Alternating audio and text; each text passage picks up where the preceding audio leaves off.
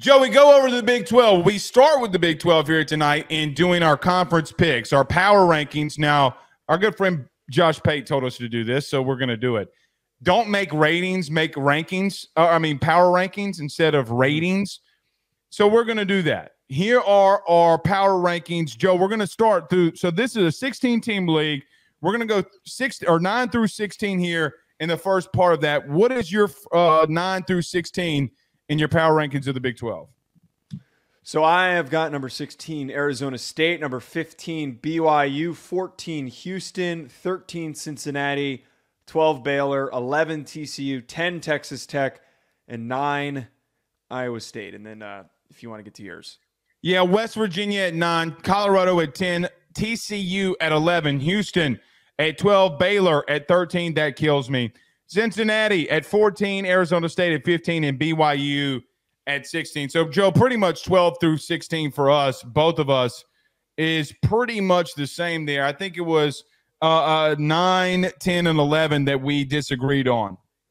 So the only one that why are you so low on West Virginia? And I know that you were kind of poo-pooing on them when we did the preview. What's the full thought here? Because I still disagree on that. I told you in the very beginning, 4 through 9, put them where you want.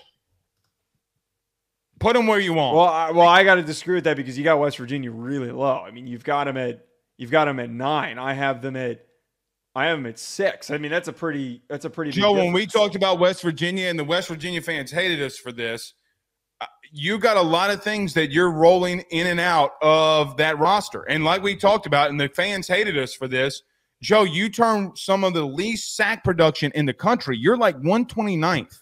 Okay, well, so you go into a position group, okay, where I think Texas Tech offensively, Joe, could score on them. I'm more high on Texas Tech than you are. But the biggest reason – Go ahead. No, go ahead. Finish your point. I cut you off. Put 4 through 9 wherever you want. In this conference, I don't care. But at the same time, of all those teams that I'll look through 4 through 9, I don't know about them the most. I'm sketchy on them the most. That's how I feel about all that. I'm going to keep supporting West Virginia because I think at the end of the day, they're bringing back like their whole offense and most of their offensive line. I know that they're losing their starting center who moved on to the NFL and he's going to be a Pittsburgh Steeler, which was a great fit. But I think Wyatt Milam, that whole group, most of their top receivers who hit the ground running at the second half of the season, the run game's really strong. And I think that Garrett Green, second year as a starter, is going to be big for them. So I'm sticking by him, man. If they were able to do what they did with a lot of the guys coming back last year and vastly outperform expectations, finishing in the top 7 is totally doable for them. I kind of feel like you have Iowa State a little too low, if I'm being honest. The reason why I think that you have my West Virginia for you is your Iowa State for me. Mm-hmm. Joe, that offense might be rolling. And look, you turn back that much production, Joe. You're talking about potentially 3,000-yard receivers, a running back that went over 1,000 yards last year. I'm not sold that bent hat Matt Campbell might not do some good in the Big 12 this year. Now, defensively, I got no clue what's going to go on there. None. All right. But offensively, they were pretty stacked, and they're off. Here's the crazy thing. They're one of the best offenses in this conference. I think that they're a good offense. I wouldn't necessarily put them in the bucket of one of the best offenses because – I mean, we're going to talk about UCF in a second. In this conference? In this conference, there's like 6 teams that are better than them. I think that they had a really good offense, a good, like slightly above average offense last year. And I know that it's good to have Becht coming back. Gotta get the running game going. Yeah, gotta get there. I don't know. I don't know if I can totally. Iowa State's just always middle of the pack. I can't. They are never going to get back to that year where they had Purdy and they had Breece Hall and they were unbelievable. They were so freaking good. Those are 2 guys that are one's a quarterback who started in a Super Bowl, and the other is a running back on one of the better teams in the AFC. Breece Hall is a really dynamic running back. They don't have any of those guys on this roster, and the rest of the competition that they're going to be facing off with is going to be really difficult.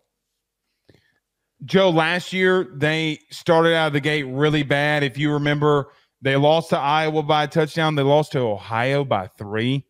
Okay, that so that 7-6 looks a lot worse. Joe, they beat Oklahoma State last year.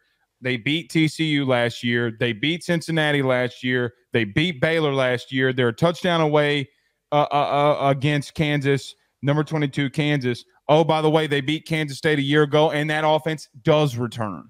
Well, that was a so if you're going to tell me that the team that was down the stretch that won 7 of the last 9, okay, Joe, the 2 teams that they lost to last year, Oklahoma, Texas, see you later, buddy. They're not here anymore. So you're now going to have to convince me that you putting them at 9 when, Joe, the 2 biggest, down the 9-game stretch, those teams aren't here anymore. And by the way, they were returning a lot of these dudes. I just don't love doing the whole, well, look how they finished when they started like absolute shit. Like they couldn't have started any worse than they could have started. Fair. They lost to Iowa, who couldn't score, okay. And then they lost to Ohio. Okay. Ohio. It's an indictment on Matt Campbell. I'm so glad you brought that up. Why didn't you do that to Oklahoma State then? Oklahoma State has one of the best running backs in the country. Oh, and they bring back a far more productive and explosive offense than Iowa State's. You do know, though, that if you just blanked out the team that we were talking about, everything that you just said last would have been talking about Oklahoma State. I don't have a Heisman Trophy candidate. I don't have a Heisman Trophy candidate and potential first-round pick at running back. Okay. But I'm not. That's important. I'm not trying to argue Oklahoma State because I got them at number 2. All I am saying here, legitimately, all I am saying is that you do have a lot of production returning. That's why I put them over West Virginia. I'm much higher on West Virginia. You want me to read my? Yeah. What is your 1 through 8?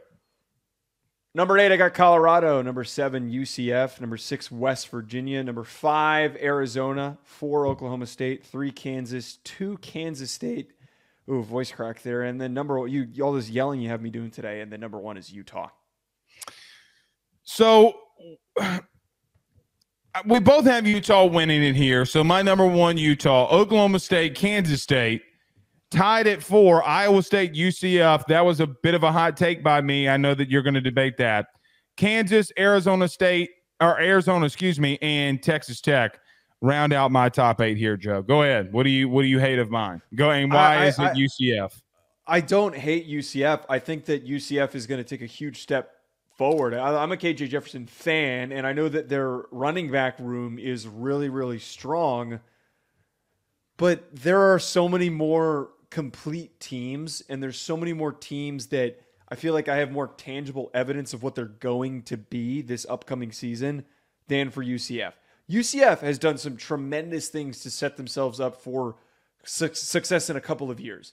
But I feel like there's still this G5 team that's building. They're not there yet. I feel like that their offensive line, their defensive line, it still feels like it's a little bit of at a G5 level. Don't you ever disrespect the 2017 national champions again, ever like that, sir. Okay. All right.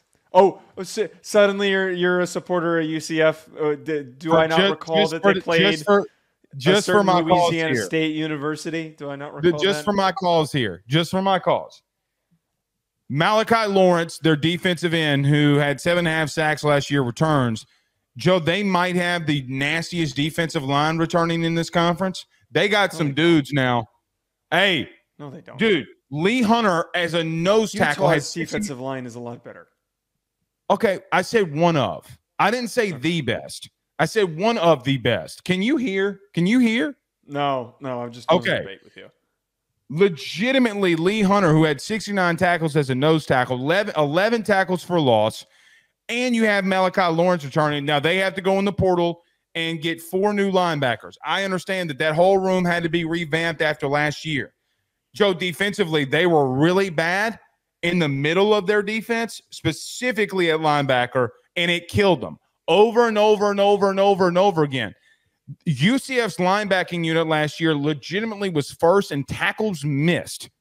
So they go in the portal and they get a whole new unit. That D-line had hella production last year. Here's my thing, though. Joe, they got speed at wide receiver. Malzahn, I can't explain it. Hear me and hear me now. Every time Malzahn has a 6-6, 7-6 type of season, every year he bounces back. It's how he never gets fired really anywhere. He did it at Auburn for a decade. He legitimately did it at Auburn for a decade. Every time this is a very different circumstance, though. No. Yes, got speed at wide receiver. His tight end might be the most athletic tight end. Yes, I said it in the conference. They had a lot of O-line production returning, and they are going to increase what they had at quarterback a year ago. Joe, John Rice Plumlee, stinky. Poo-poo. Bad. He's not. John Rice Plumlee was the whole reason why they stayed in games last year. Crapping on him is not going to – no, stop it. He had 4 turnovers in clutch situations last year. We called it the Plumlee. Nobody called it that. I think that this circumstance is very – because I'm a UCF fan today. This circumstance is very different than anything that Malzahn has encountered because he is transitioning a G5 team into a Power 4 program. They had a couple of nice games and a couple of nice upsets last year. And you pointed out, yes, they've got explosive talent. I think KJ Jefferson is going to be a great player this year. Absolutely. He is getting under-recognized. And I think a lot of people even forget that he landed and ended up at UCF. But we need to acknowledge how hard it is to go from a G5 to a P4. It is a long process. When you get dudes like KJ Jefferson in that offensive line and that running back core. KJ Jefferson also, I don't think that this offensive line is as good as you're making it out to be. They returned 4 guys off of a running back that had 1,400 yards last year. Just because they bring back 4 guys doesn't mean that they're all 4 great Georgia, linemen. why you talked about their offensive line? Why you talked about LSU's offensive line this year? Because they're Power 4 linemen that were top recruits. What, like you're telling me that suddenly having top recruits doesn't mean anything when you've screamed at me about how Notre Dame doesn't get enough running back having 1,400 yards rushing last year. They have got a fantastic running back room, and I think that Tony Boone is going to be great for them. Hot take. You ready?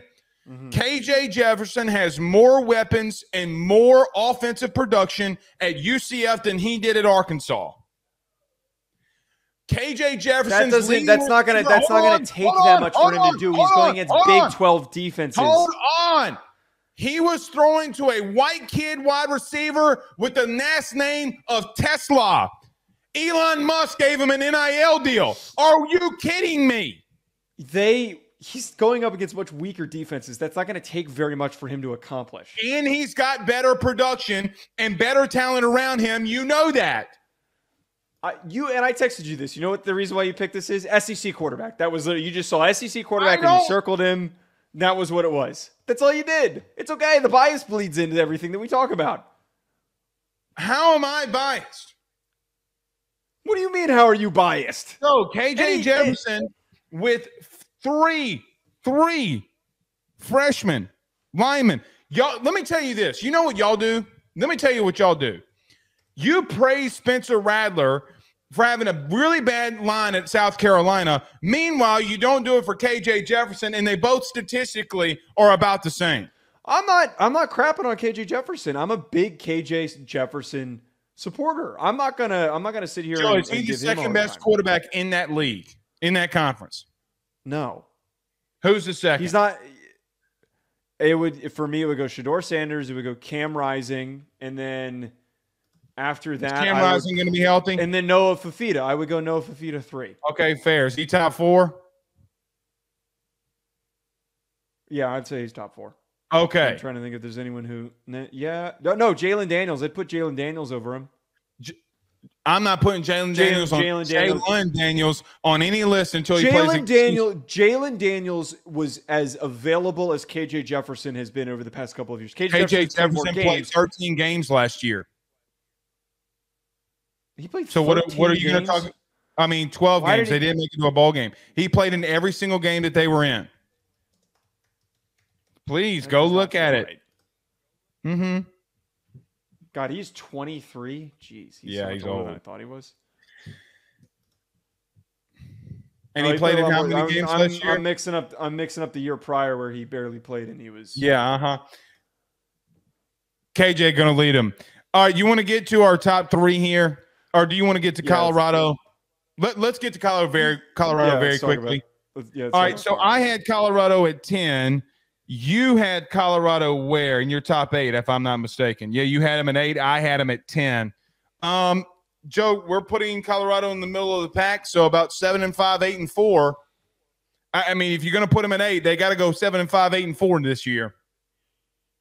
Look, at the end of the day, and I'm apparently more optimistic than you are, in a league like the Big 12, where there is a separation to some extent, a lot of these rosters are the same. If you have 2 potential top 10 picks, you're going to be able to win games that are close, that are coming down to the wire.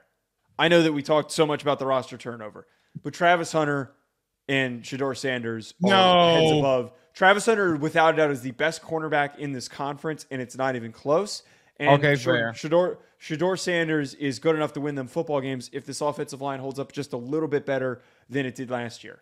I'm pretty bought in on them being a strong, competitive team. And that 8 spot that I have them at, I wouldn't be shocked if they don't finish as good as 5 or maybe even 4. They bring back a lot more production than you think. It just so happens a lot of that production comes from Shedeur Sanders and Travis Hunter. Well, then you're saying that they're going to be 8-4. Yeah, I think that that's a totally attainable, realistic goal for them to reach. We'll see, man. We'll see.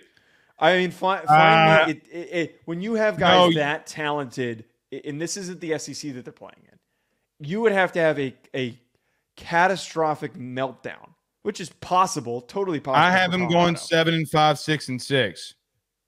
I think they're a little bit better than that. All right. I don't.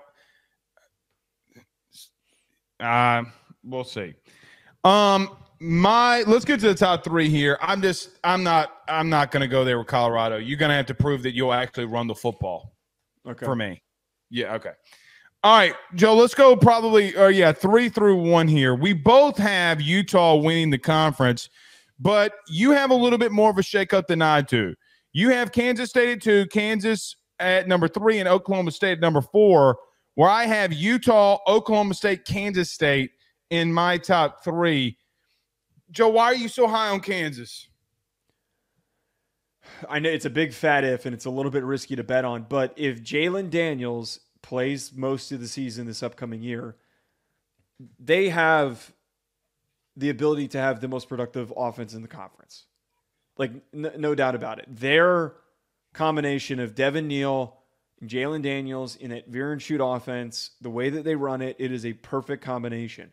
And we see how dynamic and hard to stop it is when he's on the field. It's a big if. It's a bit of a risk. I'm going to completely admit that. And I know your counterpoint is going to be, oh, does he finish the season? Yeah, that's a huge question mark. It's a huge question mark. You almost don't even need to bring it up. But I think if he does, and I'm hoping that he does, and he plays the whole year, they're going to be too hard to keep up with.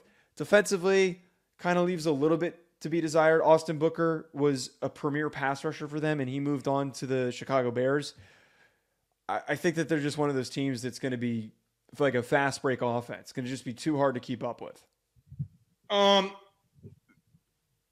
Look, I love Lance Leipold. I think he's a hard-nosed, tough coach. Really, I do. I think I love that Kansas is putting all of that money into football. However, Joe, I'm not sold yet. And you said it's a big if, so then I think that there's something in the back of your mind that tells you, okay, well, yeah, I probably have the same thought if shit goes sour. He's got to stay healthy. Yeah. You just talked about KJ Jefferson not staying healthy. Well, he played 12 games last year. Here's the thing. KJ Jefferson played more games last year in 1 year than Jalen Daniels has done in 3. Okay, so I look at that and say, we all get hyped up for Kansas. Okay, we all get hyped up. Oh, they're winning early. They beat a Big Ten team early on the road like Illinois last year. Here come the Jayhawks. Then he goes down, and then all hell breaks loose, and they get their shit kicked in. That's how it's been going for them. And it's happened the last 2 years. I don't think it's wrong to say that for me, that we got to come to a place where, like, okay, we think that you can do it as a staff. Even though you're replacing your OC, we have a lot of faith in Lance Leipold. You cannot, for me, I cannot put them there mainly due to the fact that you just got to prove it. Now, I don't have them too much further than you, though, but you got to prove something to me. That's fair, but at the same time, if they were able to finish as strongly as they did last year, not the top of the conference, but close to the top of the conference, with Jason Bean starting for them, and I know he's gone now, but if you were able to do that with your backup leading the way, what can you accomplish if Daniel starts? I think that there could be a huge step forward for them. And again, it's a bit of a risk. I want to talk about Oklahoma State really quickly here. Okay. I think that you're in on them for all the right reasons. Outside Ollie Gordon, who I'm in love with, he's my favorite running back in the country. He's one of the most exciting players to watch. Brennan Presley and Rashad Owens combined for almost 1,900 yards last year. They are one of the best returning receiver duos in the conference. As much as we gripe about Alan Bowman just being a boneheaded decision maker, he still doesn't have to do a ton of work because of how good this offense is and the weapons around him, and a lot of the offensive line is coming back. But where I have pause why I can't put them top two, that secondary, I have no idea if it's improving or not, was 123rd last year. 123rd. It's going to take a lot for them to improve, a lot, to go up from 123. And I know that they were in the championship game being that bad at stopping the pass, that what does it require for them to just improve a little bit? How high can they go? I don't know, man. I'm just a little bit worried there. So I have Oklahoma State at 2. Joe has them at 4, just for clarity here. I think that they're going to be better throwing the football. Okay, I do think Bowman because Joe, he can't get much worse. He completes a couple more passes here and there. Look. Well, you're right. And you know what? I still have games of him throwing for over 300. But you know what the bad thing of it is? Joe, I also remember him carving up in the second half a Texas defense. Blake, they were getting their asses beat. No, Joe, don't. You can't use that as an example. Hold on. You can't use that as an example. Joe, in the third quarter, he was 12 for 12 for 120 yards and 2 touchdowns. What was the score of that game at the time when he did that? Is it his fault that his defense? You just elected a Heisman Trophy winner whose defense was shit. Garbage time stats are so. I don't care about garbage time stats. Okay, Those I don't mean nothing to me. Whatever. Texas secondary was still last too. The bottom line is for me here, I think that they can only get better offensively. I think they brought in enough pieces. I am projecting Gundy year one of a new Big 12 to be in the fight. You can't convince me that Joe, they were better than Oklahoma last year. Let's just call it what they were better than Oklahoma a year ago. They beat Oklahoma at home, but we need to just remind ourselves of the teams this is where I think that there is a little bit of misperception. They're a really good football team, but the teams that they beat the shit out of, they did beat Kansas State and Oklahoma. Those are really impressive wins that they had. They beat up on Arizona State. They beat up on Cincinnati and Houston and BYU in that final stretch. Did those teams leave the conference? No, they didn't leave the conference. Okay. What I'm trying to get at is I think that their schedule is tougher this year. Okay. I think that they're going to have to deal with a lot more. They got Utah and Kansas State you're right. They have Utah and Kansas State in the beginning of their schedule, along with Arkansas. Joe, they're going 2-1 in that. They're going to go 2-1 in that. You watch. Because I think that they're better than Arkansas. I think they're beating Arkansas. I have them losing to Utah. Okay, Joe, then they play Kansas State. And I think that they will come back and respond and win that game. But, Joe, here's the bottom line for me. They're not beating Kansas State. So look down their schedule after they play those four opening games in the beginning. They are going to run through some of these teams offensively. Ollie Gordon is going to run through the rest of that schedule. Yeah, I don't disagree with that. Okay, so even at worst, Joe, hold on one second. Even at worst, they go 2-2 in the very beginning of splitting Arkansas and that 4-game stretch, Arkansas, Kansas State, Utah, whatever, that they had in the beginning there. Joe, I see 8 straight wins there. I think that they have a favorable schedule, whether we like it or not. As crazy as it sounds, they play the early team. They play the really good teams early, the really bad teams late. Joe, what are we going to do at the end of the year? Are we guaranteeing though that they're not going to have a game like UCF again? Well, I got UCF in my 4. Well, no. I'm saying that last year that they got smoked You mean by South UCF. Alabama? No, against UCF in the middle of the season, they lost like 45-3. You don't remember that Oh, game? yeah. They got their asses kicked, Yeah, they and got their UCF asses wasn't kicked. any good. Like, what if they do? Yeah. I don't have their schedule in front of me, but No, they did get beat by 45-3 to UCF. You're correct.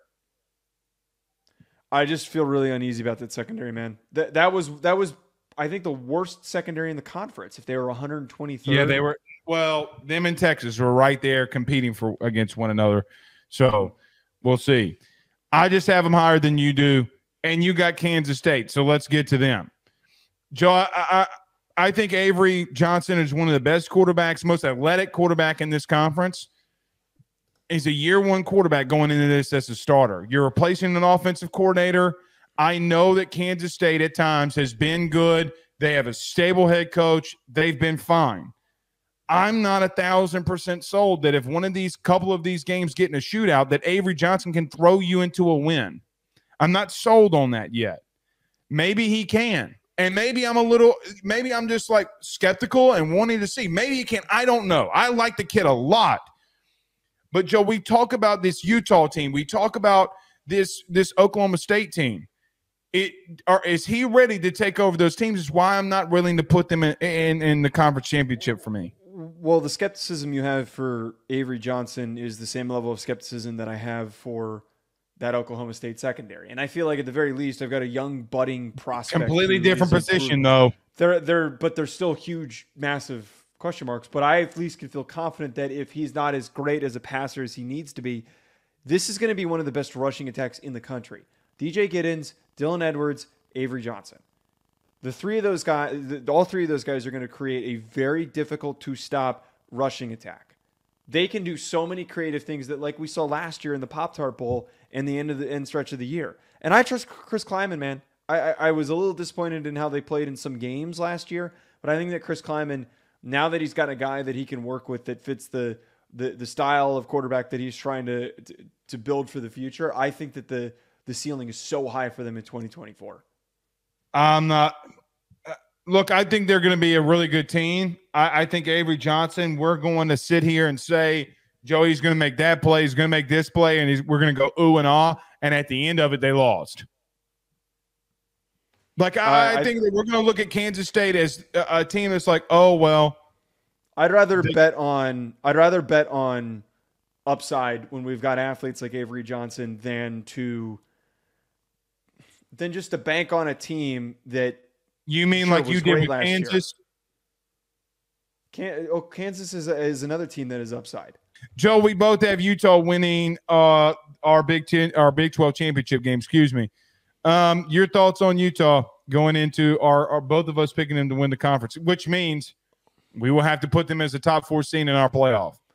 Yeah, I think that the biggest advantage that they have is they're stepping into a situation where they're unlike anything that any of these teams have faced against. None of the teams in the Big 12 have gone against a team like Utah's defense and as aggressive and hard-nosed as they're going to be on both lines of scrimmage. I think it's going to be a tough out for a lot of these teams. They're used to just trying to outscore opponents. Utah is going to punch a lot of teams in the mouth, and they're not going to be able to keep up with them. And the biggest part of this is that Cam Rising has played a crap load of football, and he's won a Pac-12 championship game. He knows what it takes to win. They won 2. He's won 2, if I'm not mistaken. Did he not? He's a winner. He has won and accomplished a ton, and that is only going to help him down the stretch. This is also their head man's last year. What a lot of people think. Remember, they did the head coach in waiting thing or whatever at Utah. John, I think you're right. I think that there's none of these teams have faced a team like Utah. Defensively, they're going to be sound. Offensively, they're going to be so much better. It's kind of inevitable to me. I think they're going to bully some of these teams, Joe, that we haven't seen teams bullied in a while. And I think the recruiting part of that, the developmental part of that is going to really take shape late in games. Like, Joe, I would not be surprised if you start seeing Utah, like maybe games, are close in the middle of it, but then they start running it away from teams. So just running it right down their throat. I think I don't want to say that Utah is a slam dunk because I think anything can happen in the Big 12. And I'll talk about that in just a quick second. I just think that they have the best staff. I think they have the best roster. And it's why I'm picking them to be a playoff team. Last thing for me, though, can I tell you, when we were putting this list together and I was going through all my notes, I actually, when I texted you yesterday, was really diving deep into this. Joe, you know, one of my pencil hit number one that I almost didn't put Utah because I am very wary of the Cam Rising thing. I look, as someone who has, stay with me, someone who has had two knee surgeries. When you're talking about not coming back and not being ready within 14 months, something's very wrong. But something is very wrong. Whether they want to hide it or not, something is very wrong. You can't keep telling me that it's all about the knee. Now, could there have been some stuff behind the scenes? Maybe they were out of and like, hey, Cam, let's take a medical red shirt and come back and regroup here. I don't know. But I'm telling you, I'm wary early. I really want to see how he looks early in games. I think it's more likely of that being not happening than happening. Well, that they just didn't think that I think it's more likely that they didn't think that they were going to win the conference and they didn't want to just throw him in there midseason and just waste his final year of eligibility. And if they could have milked him for one more year, they were going to take advantage of that. Because if there was something really wrong with him, wouldn't they turn to a backup? Wouldn't he be done playing? He's been playing for 1,000,000 years. I don't know. Why would they risk trotting him out there? I mean, you want to run the pig farmer out there again? He's not on the team anymore. I know he's not, but I'm just saying.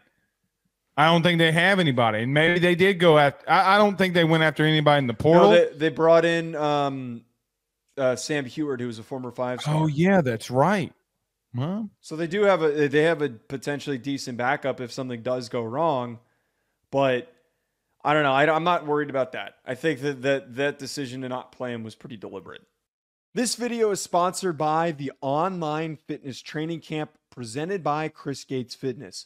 When I first started talking about Chris, about partnering with our show, not only was I excited to have a fitness sponsor for our pod, but more importantly, when I found out about how he can help people achieve their goals, I was even more bought in, because when the football season starts, it is so tough to stay on top of things and also to be able to enjoy yourself on Saturdays when it's game day.